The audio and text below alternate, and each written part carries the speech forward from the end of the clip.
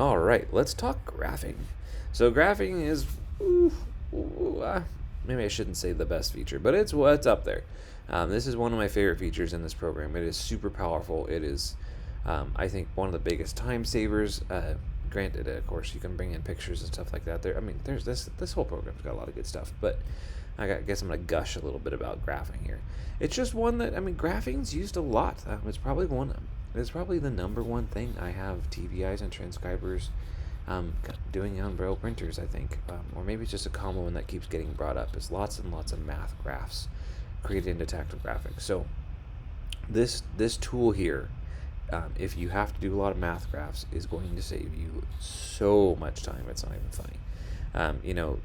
I was talking to some teachers a while back, or some transcribers, and they were switching from doing puffy paint and basically arts and crafting their tactile graphics all the way to TactileView in one shot, and they were just it would say that they'd spend hours on just one graph, right? Maybe that's you, or even some folks that have other tactile graphic programs made by some of the embosser manufacturers. You can create tactile graphics and still a lot faster than the arts and crafts method. But still, even those, you have to kind of hand draw out a graph or get a picture of a graph and start from there. Anyway, I'm going to stop gushing and just show you how cool this is rather than just me telling you how cool it is. All right, so I'm clicking on the graphing tool. It's on this left-hand toolbar here down towards the bottom. Kind of looks like a little table with that little sine wave going through it. When we click on it, just like with most other things, you'll notice there's a little pop-up kind of sub-menu here with some different options. The top option is just like a circle with an eye in it. That's just some information. So that's going to tell you a little bit about the graphing. Feel free to read that. I'm going to cover most of it anyway, so we're going to kind of skip over that and leave it there. The second option here is to insert a blank coordinate or blank graph. And so if we click on this, the little box is going to pop up here. And it has a whole bunch of different options for creating just essentially a blank graph that you can use to then draw your own graph line on, perhaps. You could add a formula to it later if you wanted to. You could plot points on it with the dot tool we talked about in a couple episodes ago. You can choose the type of graph as well, a linear, logarithmic, degrees, or even radians. You can choose portrait and landscape options. They give you some kind of example graphs to maybe choose as a starting point if you kind of like the general idea of some of these, but you can even tweak it after the fact. So you can choose one of those to start, and then you go down to grid line properties if you want to kind of change that. Maybe you want to change the window size or the line styles, that kind of thing. You could add a formula to it or even multiple formulas. And you can even choose to insert it into a blank new document or right into the current document. So just for fun, we're going to pick just one of these. I don't know, let's do something slightly more interesting. That looks interesting. And we're going to hit insert into the current document. And voila, there we go. We can click it, we can drag it, we can resize it. In this case, it is kind of looks like it's just a positive half of an XY graph. Our y-axis goes from -6 to +6, and our positive x-axis, it goes from 0 to 8. And they jump by units of 2, which is kind of an interesting thing, but they have tick marks every 1 unit. So anyway, as you can probably tell already without even looking at the options, you can customize this quite extensively. And then we have a whole bunch of different things we can do. Go in and add formulas, modify this further. But I'm going to leave the blank graphing or blank graph at that, and because we're going to go use the actual graphing tool, which is even more powerful. And so we're going to go back to our graphing tool, jump down a couple items here. Now, these next two options after the insert blank graph have to do with adding or modifying graphs equations to graphs that you already have. So say you have a graph, and we'll just say it's x to the second. That's a parabola, or that would graph a parabola, I should say. The top option will let you go in and edit that one formula. Now, one of the things you might have caught on earlier with the multiple functions kind of option that we looked at for just a second is you can graph more than one function at a time, or more than one equation at a time. And so that's what the second one is. It would let you graph up to 4, and you could choose 1, 2, 3, and 4, and then add different equations for each one of them. And they can be up to 4 graphs or 4 different equations graphed on the same graph. Now, it's not too often I see people do four, equations on one single graph, but you know what? From time to time, I do see people doing like a bisector line or something like that, and so it is nice to be able to do more than one graph on that same graph, and so that's where the advanced one comes in. If you want to do those multiple formulas, you can edit, add, modify, or change those. And the top one is just if you want to modify the current, base formula, which is Formula 1. Down below that, we have two additional options. These are going to be for TactileView's automatic graphing feature, or using basically to create the graph for you. And it gives you two options. One is going to use math type, and one is going to require you to actually type in the graph on the keyboard. And so they effectively have the same result. However, it's just bringing that math in. So we're going to take a look at entering one on a keyboard first, and then we're going to take a look at bringing one in via math type. And now math type is a separate application. It's not made by the same people or anything like that. It's a equation building software that helps you with the more complicated math symbols. Like how do you type in a square root, for example, or or an exponent or something like that. What do you use for a division symbol? All those kind of things that might not be obvious to some people. It might be a little easier to do with math type, but strictly speaking, you don't have to. So we'll look at both of these. So clicking on the first one, it's just second from the bottom there, we can bring this up, and the first thing we have is our syntax for Formula 1. That basically means write your Formula 1 here, and it gives you a y equals blank and lets you type it in kind of field. So I'll keep mine simple. I'm going to do y equals x up caret to the 2, which is x to the power of 2, because I know that up caret means to the power of. It's like for an exponent. Now, if you didn't know that, they do give you two little kind of like, I don't know what you want to call these, like sample boxes, I guess, that if you scroll through, like the first one is all different kinds of like operation symbols, like, there's the one for square root. If you want to do a square root, obviously you can't type the square root symbol in on your keyboard, unlike a graphing calculator, it's got a square root symbol on it, right? Well, you don't have that on a keyboard. That's why sometimes it might be easier to do it through math type. But if you want to try to type it on a keyboard, TactileView tells you how to do that. So it's SQRT, and then in parentheses what you want the square root of. And now if you want to do that, you can actually just go click on it. It will insert it into your formula field for you, and then you just have to go add inside the brackets what you want the square root of. So let's say you want the square root of 8 or something. Let me get rid of the square root. I just wanted to show you how that works. So they got all different kinds of functions, logarithms, exponents, different operation symbols. Like maybe you didn't know that you need to use an asterisk for a multiplication, right? Most people think of, like it's represented, especially in like, lower grade maths. It's typically shown by a x, right? Well, x and x are also used, like x to the power of 2. All right, and so it's like, is your x a times or is your x a x? So anyway, they use a asterisk to show that. Anyway, probably already know that kind of stuff, but just in case you're not sure how to type that, they've given you a list of the most common stuff here, and you can either go click on these or just copy it from there. Down below, they've also given you some formula examples, and this is probably the hardest part about typing stuff in on using a QWERTY keyboard. Is the more advanced this gets, you have to type it all in on one line, effectively. So imagine, you're starting to get into fractions, right? You're like, okay, well, what if I wanted to do x to the power of 1/2 instead? You're like, well, how do I do that? Do I do, 1/2?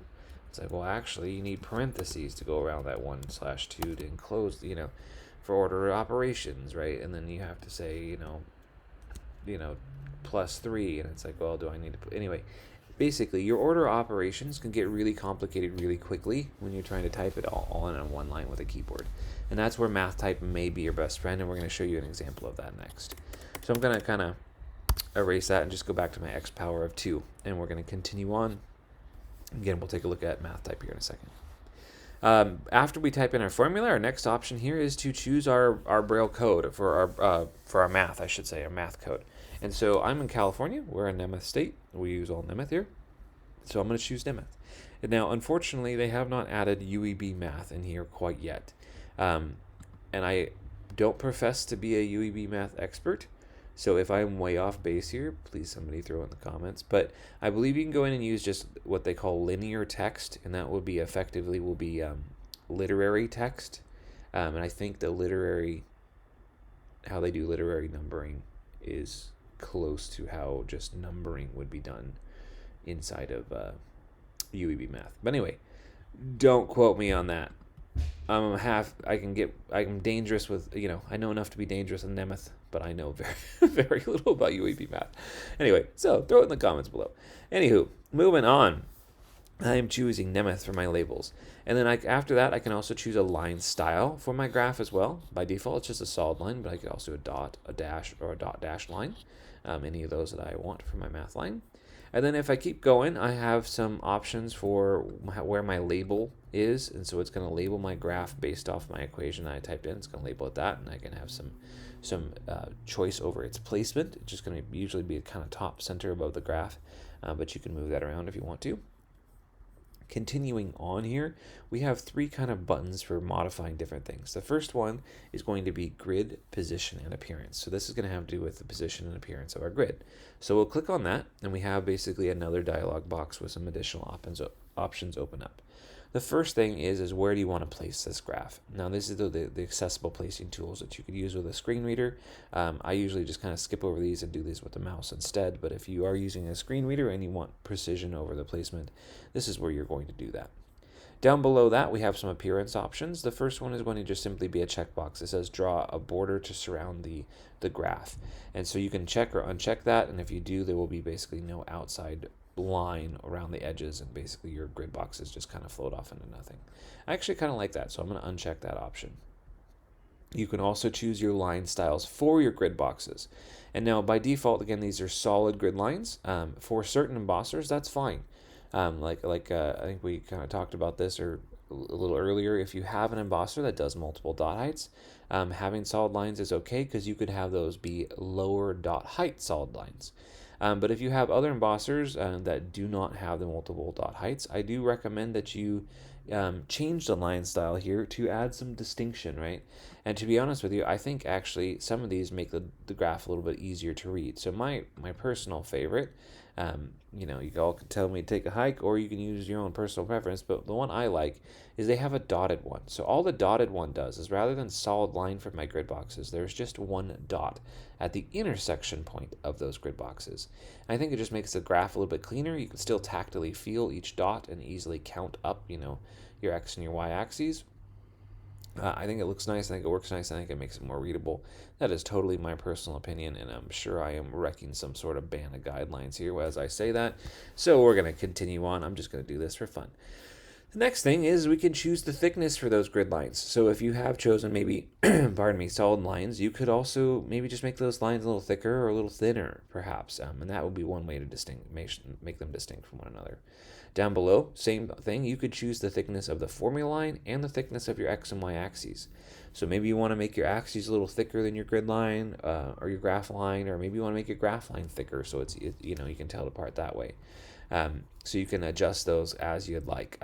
I tend to, usually the graph line is pretty obvious and the X and Y axes are pretty obvious, so I kind of leave this the way it is, but you might want to make it a little thicker or something like that. So we'll do a few changes just for fun, and I'm going to go ahead and hit the OK button, and we will see, we have a little preview pane on here, and we will see our graph updated.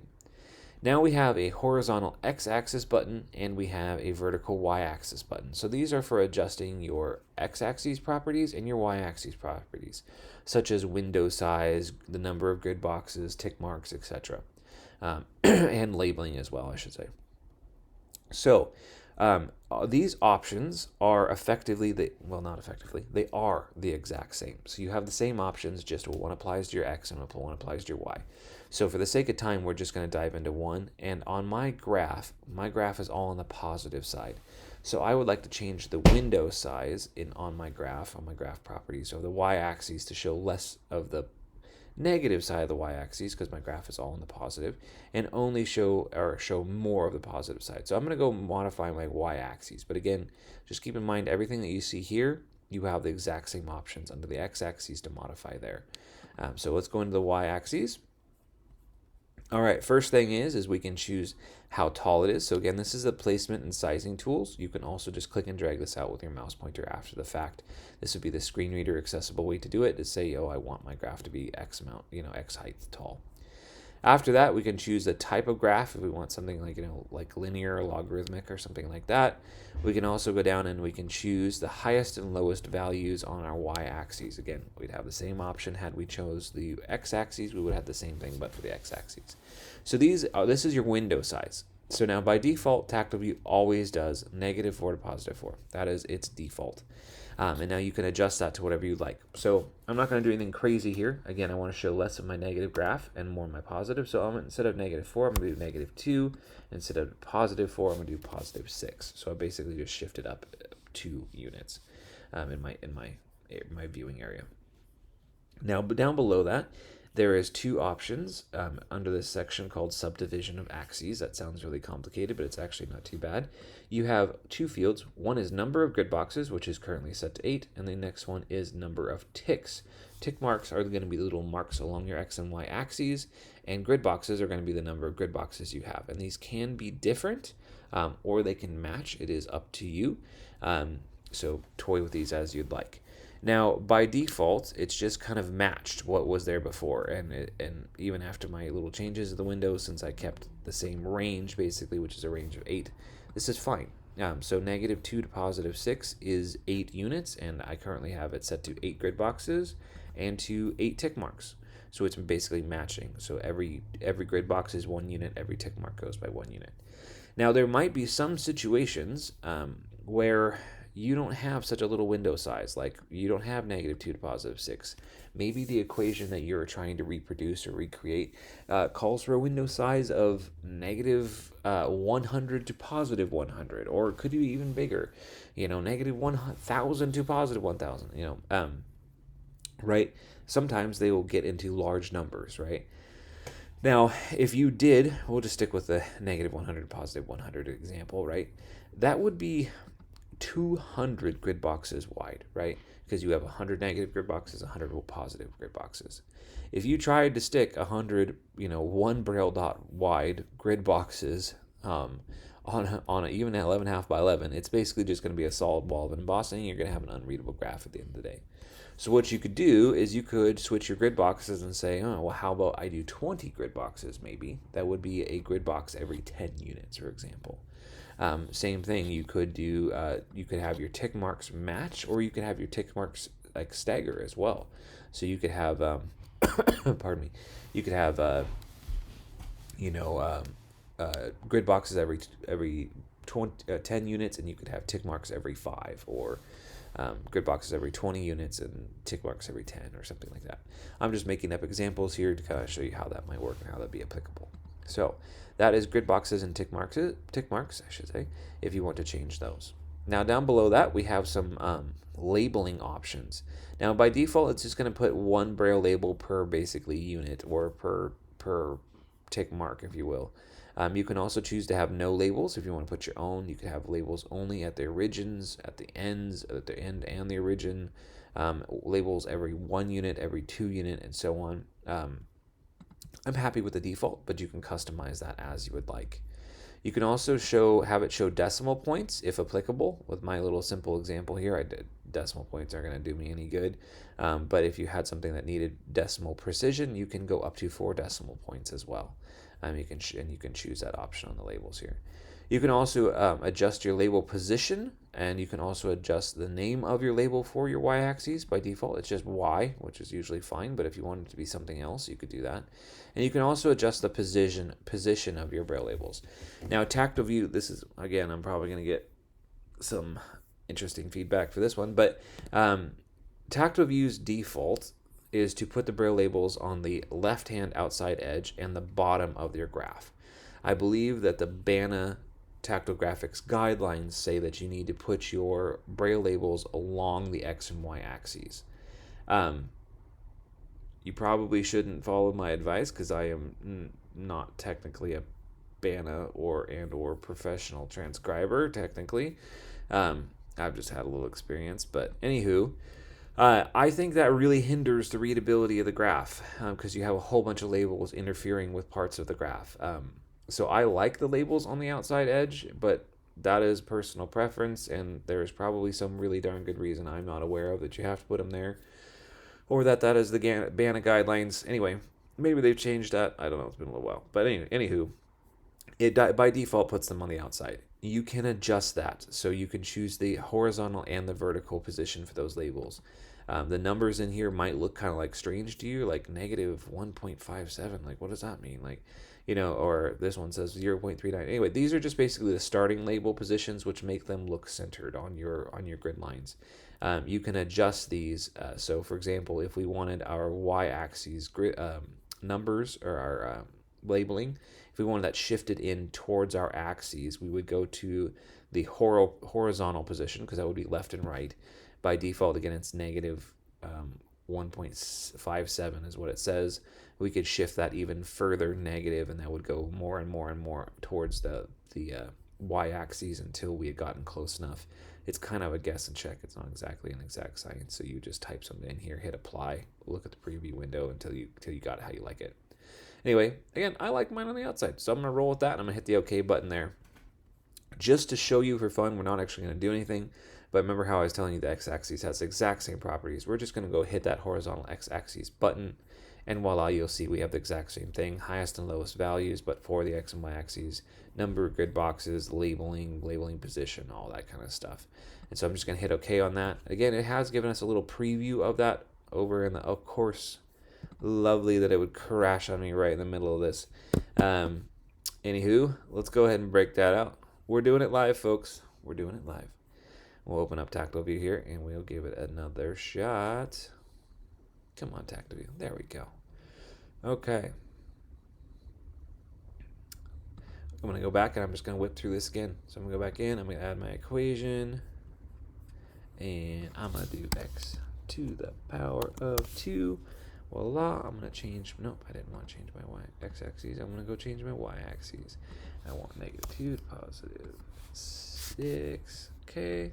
I want to go to my grid position. I don't want to box around the outside. And I want those 2 dotted line. Okay. And boom, we are done. And also that kind of shows you how quick you could go, once you know your way around a little bit, So I kind of done a few graphs on here. So you can see I kind of know where things are, and I did that pretty quickly. I knocked that graph out in probably 10 seconds, but I also knew what I was doing, and it's also a pretty simple graph. I don't know if it's a super fair example, but here we go. I have a Braille labeled, very nice graph of x to the power of 2, again, from negative 2 to positive 6 on my y-axis, and negative 4 to positive 4 on my x-axis with nice x and y-axis labels, as well as my equation up at the top with a little key. This is pretty neat. Actually, this is a great time to add another equation as well and show you this kind of key thing. At the top of my graph, it says y equals x up caret 2 to the power of 2, right? Which is what my formula was. But it has a solid line in front of it. Well, that solid line is to represent the line style of my graph as well. So what I can do is when I have my graph selected, or if you recall earlier, you go back to the graphing tool and choose one of those items to add additional equations in. But what I'm going to do is I'm going to click on my graph here, and you will see a little ways down, I have an option for, it says kind of Formula 1 if you hover your mouse over it, and there's a place for Formula 2, and it is empty. So I'm going to click on Formula 2, and I'm going to just do something simple. I'm going to do x plus 1, which should give me a bisector line, hit OK, and voila. There it is. I was right. It gave me a bisector line. And you will notice it did a different line style. And if I go look at my key, I also see that I have y equals x plus 1 up there with a little dotted line segment in front of it. So I can go up and read and feel, okay, this dotted line means equation y equals x plus 1, and this solid line equals equation y equals x to the power of 2. I think that's really neat. That might be cheating for certain, math situations. So you could also just go in and you could delete these if you want to. Oops, you can't do it that way that I just tried. You can go back into the properties, into the labeling for the Y or the X, and you could turn that label off or erase that label or do a different label if you wanted to. So you don't have to have those. But I do think it is neat that it gives you a key that is pretty darn slick. And there we go. We have made ourselves a nice graph. Now I'm going to go ahead and delete all that great work, and I'm going to go back to our graphing tool, and this time we're going to talk about doing it with math type. So effectively our options and settings are all the same. It's just how we're bringing in the math. So if I choose a math type option, I get this box instead, and it gives you actually step-by-step instructions at the top as to what to do. And I'm just going to basically talk you through the same thing effectively. So what I'm going to do is I've got this math type window open, and what I need to do is I need to paste in a math type equation. So I'm going to go to my start menu, and I'm just going to search math type. Oop, if I could type today. Math type, there you are. Okay, and I'm going to launch my math type application. Okay, it should pop up for me momentarily. There we go. Okay, now on my screen I have the math type application. It's basically just a little edit box window kind of thing, but it has all these different clickable math symbols. We have some kind of categories of stuff like algebra category, dividend, statistics, matrices, sets, trigonometry, geometry. So these are pre-built common equations. Some of these you very well may recognize as algebraic formulas that are used pretty frequently, so that you don't have to recreate them. You can just grab them and then modify them to meet your needs. But you can basically create, again, any complicated, properly visually formatted math equation inside here. Again, they got all kinds of stuff. Like if we go look at trigonometry, and here's some geometry stuff, some algebra stuff, some stat stuff, matrices, right? This is all stuff that could be kind of time consuming to put in. Anyway, again, I'm going to keep mine relatively simple for the sake of example and time. I'm just going to do 1 over x, plus 2 or something like that, okay? I'm just going to highlight it with my mouse, or I could also press Control A to highlight all, and I'm going to press Control C to copy.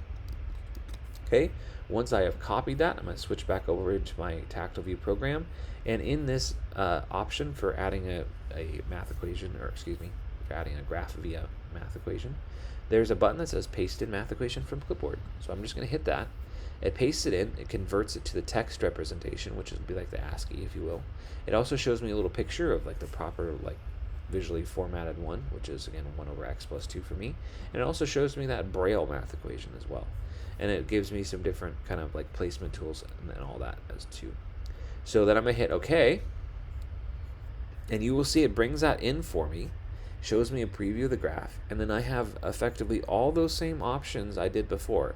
I could choose my math code, choose a line style, change my x and y axes, my position, the line thickness, all that stuff. Now I just showed it to you, so I'm not going to do that again. I'm just going to hit OK and let it finish creating this graph for me, and boom, we're done. There is my graph. Perhaps I want to grab one of these corners and stretch that graph out a little bit. Maybe I want to shift it around.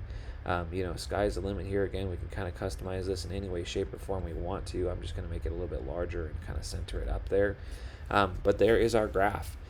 So effectively, all we're doing here with math type, and the only reason for math type is, again, because if you are typing in your math equation via the keyboard, the special symbols and order of operations and things like that can get really complicated. So for simple math, you really probably be just fine. If you're doing parabolas and bisector lines like I showed, that's pretty easy to type in. But if you get into the more advanced stuff, math type may be a really wonderful tool for you. It's not horribly expensive if you don't have it. I think it's like $65 a year. Unfortunately, they went to subscription only a little while back, but it's not horrible. If you are doing a lot of this, it very well may be worth it. Or perhaps you're had a Tiger Embosser or something like that, and they used to recommend this program for doing math with the Tiger software suite too. So maybe you already got this laying around somewhere, and you could dig up your old version and probably still work just fine. Or if you just want to try it out and see if it's going to be good for you, they do also have a 30-day free trial. So you can just do a Google search for math type, made by a company called Virus. Pop right up for you. Anyway, helpful tool for doing the more complicated math. And that wraps it up for graphing. Is that not so cool? If you know what you're doing, and when I say know what you're doing, I mainly mean like how to get around and do the graphing and modify your graph inside TactileView. You can get really quick at it, right? It might be a little daunting because there's a lot of options at first, but you really can get real nice and quick at this. So, all right, y'all, we're going to leave it right there, and we'll catch you in the next one.